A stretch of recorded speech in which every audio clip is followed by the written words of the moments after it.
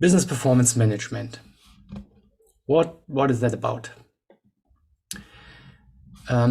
There's actually a business performance management standards group, and according to them, it's a set of integrated, closed loop management and analytical processes supported by technology that addresses financial as well as operational activities.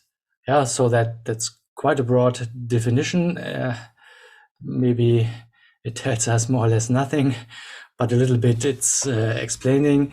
First of all, we are talking about analytical processes and about technology that support that.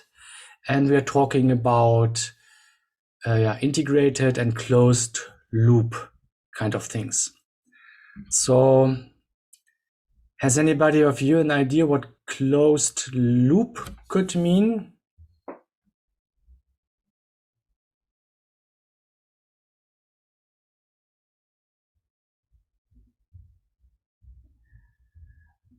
Maybe we should first figure out what is, so it's talking about analytical processes.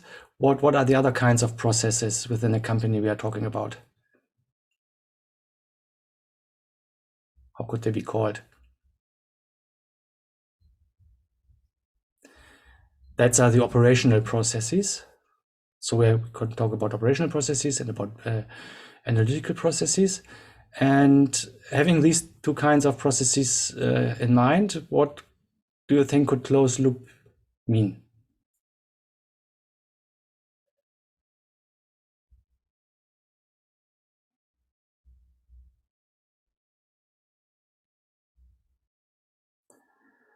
So the idea behind that is the following. We have these operational processes. These operational processes generate data. By means of the analytical processes, we gain insight from the data and we feed them back into operational processes in order, for example, to optimize them. Yeah, that's the idea behind a closed loop. So the goal of business performance management is to enable companies to align strategic and operational objectives. Yeah.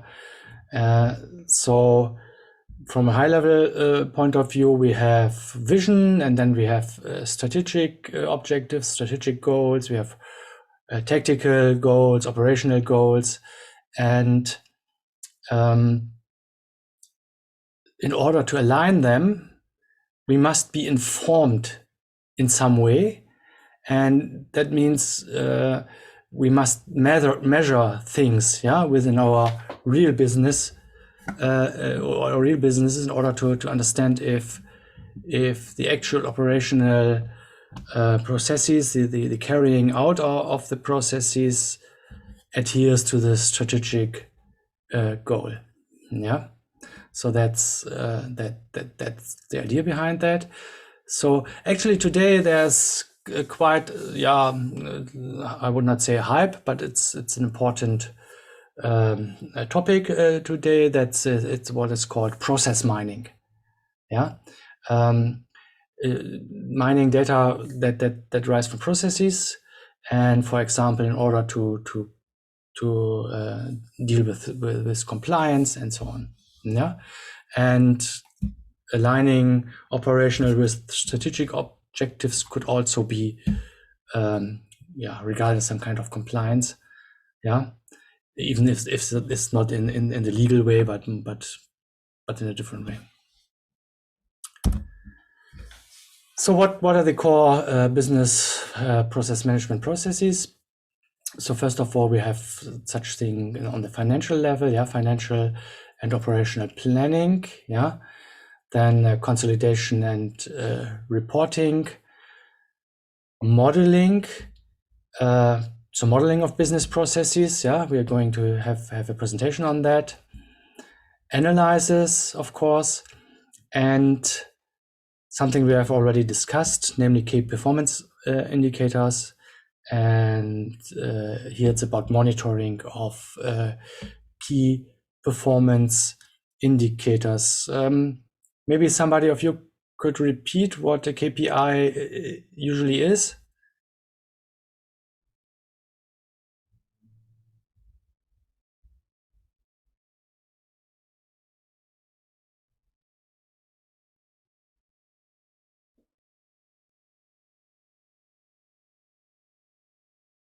So usually it's some kind of number, and this number is giving you very condensed information about your business. And so, for example, let's say number of customer complaints. Yeah. And for example, you could monitor that, and you can regard it over time, and you can see if the number of complaints is rising or going lower, and so on. Yeah. Usually you have such kind of cycle where you define, for example, goals, you deploy corresponding measures, corresponding processes, and so on the operation level. You monitor things, so getting data, then you analyze that data, gaining insights, and based on that insights, you act in some way. Yeah. And maybe you define further things. Yeah. For example, you refine your KPIs and so on. Okay, let's talk now about measuring performance. So we have these key performance indicators, and we have to measure them in some way. And of course, you need some kind of framework in order to do so. Yeah. And one thing that's more has a historical reason why it is mentioned here.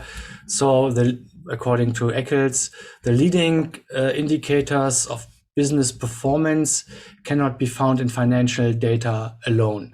So in former times, KPIs were have only been calculated with respect to financial data, or mainly, yeah. But in some point in time, in the 80s, 90s, and so on, it was obvious that you need further information. For example, quality, customer satisfaction, innovation, and so on.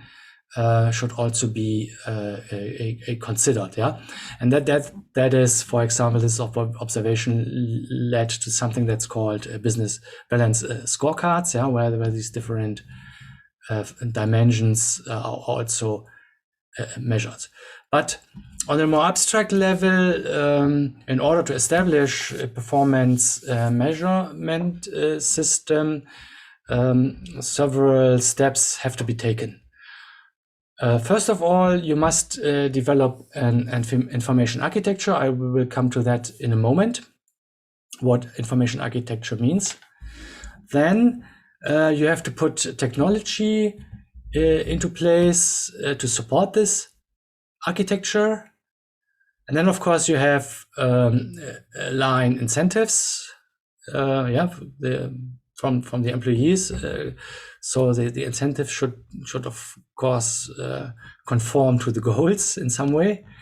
Doesn't make sense to have goals and incentives that show in the opposite direction, of course.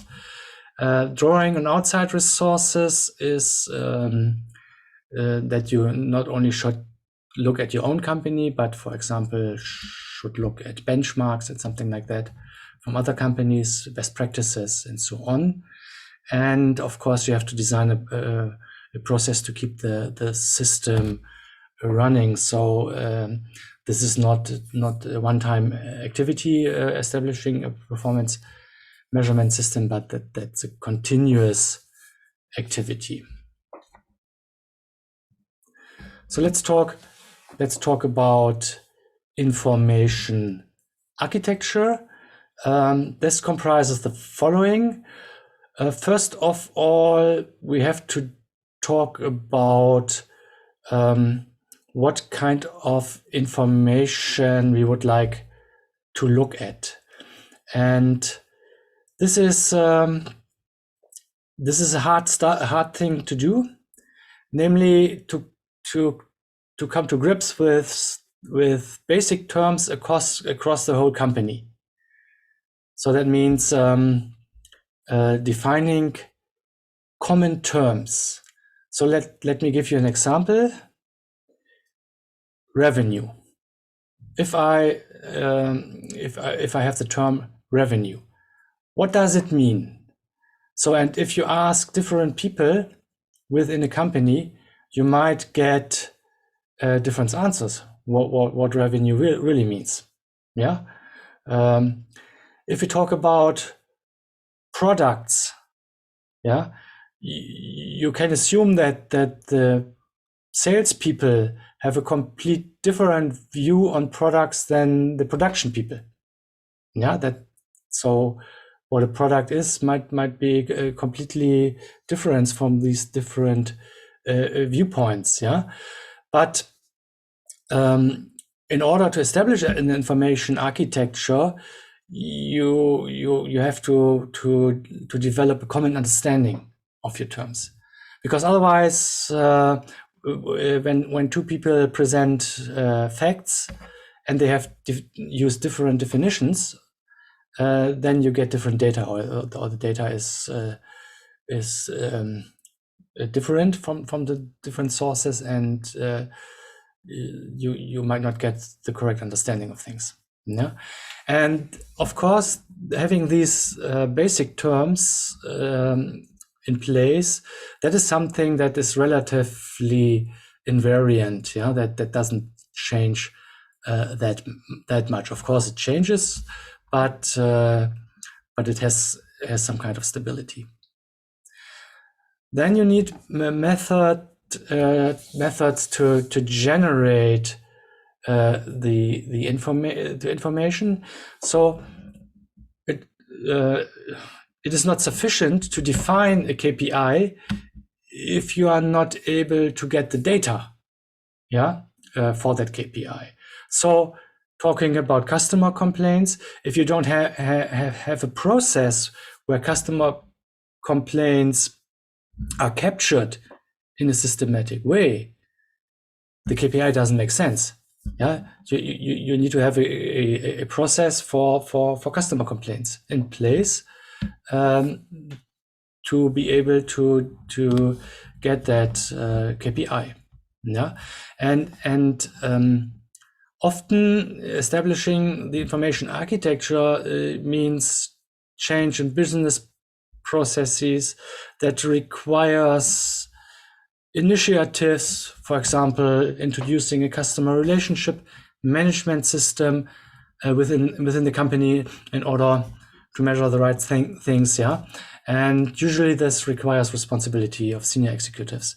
Yeah, if you just do it on a lower level, that might not be sustainable. Yeah, and of course you need rules to regulate the flow of the data. So the idea is the right data in the right time at the right place for the right person.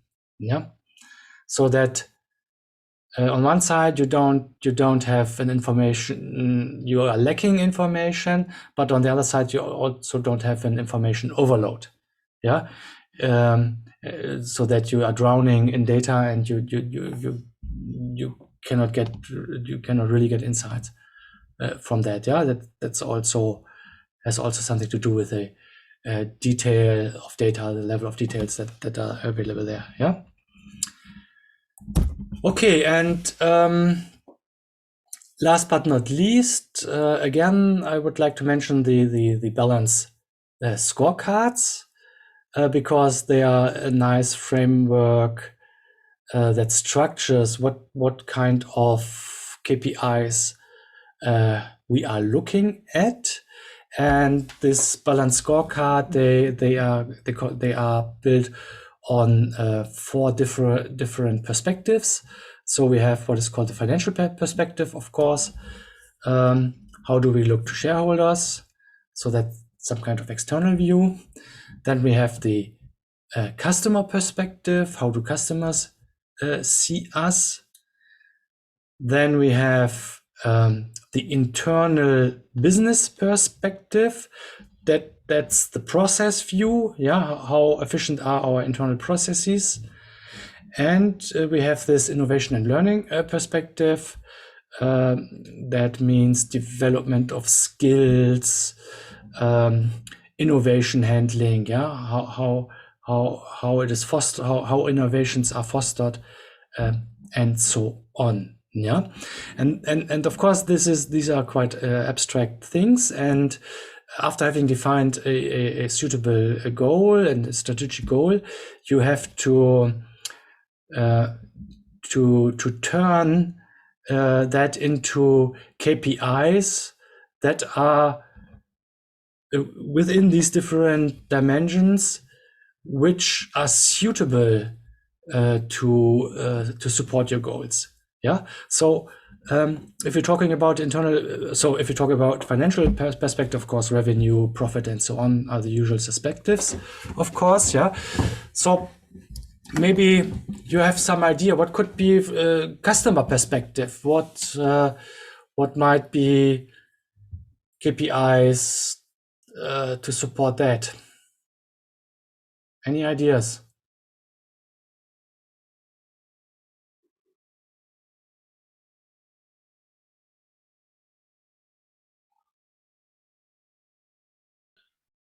If we consider any product, then might be the durability. For example. Or let's say if we take an car as an example. Yeah. Then for an car, I don't know about the Europe, but in India, the average matters the most. Means in how much the what we say, how much that car is about the horsepower of engine as well as CC. So these are the KPIs for the car. Okay, and how so? Okay, I understand. Since customers in India are fond of having much horsepower, yeah, say they look. Sorry, I want to say mileage at first. The mileage means how much mileage the car is giving. Mileage. Yeah. Yeah. So let's assume we're talking about a car company. Yeah. So that is building cars, and now the customer perspective. So for a car manufacturing company. So if I understood you correctly, for example, a company that builds powerful cars that might have a good might be in good shape from a customer point of view. Is that something that you might have in mind? No, actually, I want to say if the company produces a vehicle which has good mileage and which is also economical, then it is attracted by many people in my country. Basically, it's like when the number of the more kilometers it covers in the lesser fuel. So that is one of the things. Yeah. So for me, it looks a little bit like that you're looking at the product here. So I would like to abstract a little bit away from that in order to have some kind of KPI from a customer in order to support the customer perspective. Maybe the support that the company gives, like. Oh yeah, yeah. So that's something. Yeah, if the customer is regarded as being supportive, yeah, and have good support, that is something so how could we measure that? How could that be measured if you turn it into a KPI? What information could we use in order to measure this? So if we take a car, maybe the service centers or the kind of service they provide. I mean, Yeah. So the point is, we are trying to figure out how the customers are seeing us. Yeah. Of course, we can count how many support centers we have and so on. Yeah. But maybe feedback from the customers if you take like, yeah. they can tell you like From how custom. they judge. That could be used. Yeah. Professor, it might be the features means how much features are providing by the company in the car. For example, recently in India, two cars were launched. One is Hyundai Creta and another is Kia Seltos. Yeah. They have that roof facility. I don't know what we call that, moon roof or sunroof like that. Mm-hmm. So it's very new to the Indian market and it is liked by many people. So they have great sale of cars in the Yeah. mid premium segment. Okay.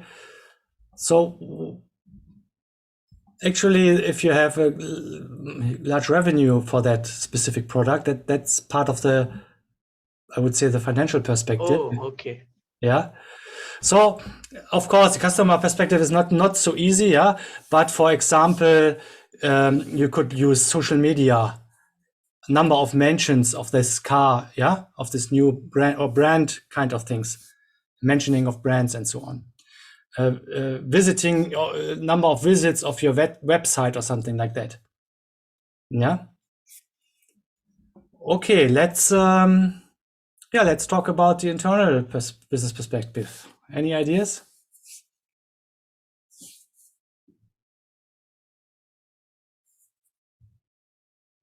Maybe value of company is for a company. So if you look at Profit. what must we excel at, that's the characteristic of this perspective. Marketing, maybe Sales. marketing, sales, everything like that. So actually, the idea of the internal business perspective is more on the internal processes.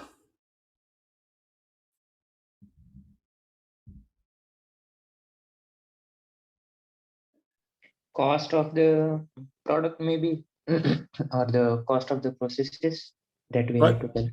For example, yeah. So how long does it take from the first design of a new car to the production of a new car or the selling of a new car? Yeah. So, and if one company requires 2 years, yeah, and the other one The project requires time. 1 year, of course, that is better, yeah. Okay, of course, that's actually not so easy to answer. What might be KPIs, and they are often quite specific to the company at hand, yeah. And usually this is establishing some kind of balanced scorecard is an activity within the company that requires some work in order to figure out the correct KPIs.